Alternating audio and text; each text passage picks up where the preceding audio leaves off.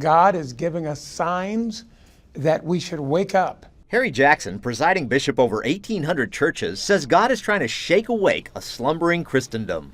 An alarm has been going off, and folks have been, like we do some mornings, just rolling over in the bed and hitting the alarm and saying, oh, I've got time, I'll wake up later. He points out Jesus sounded alarms in the Bible for future times. For instance, nation will rise up against nation. In the Greek, that is, ethnic groups will rise up against ethnos, ethnic groups.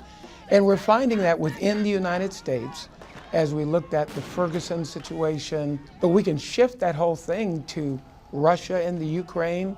We could go to places in Africa. Then there's the roiling Muslim world. Many of the divisions within Islam itself are tribal in their nature.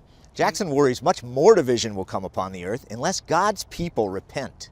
He also says recessions and economic troubles are today's version of biblical famines and droughts.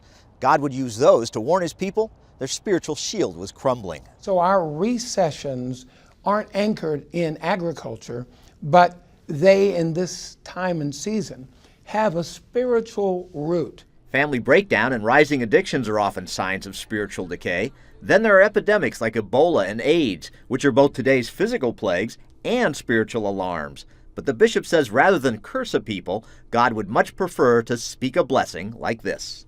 Instead of letting all these terrible things happen to you that are going to come upon the rest of the world, I am going to put a force field of blessing around everything you have and all that you do, because I want to glorify my name and show favor to you because I love you.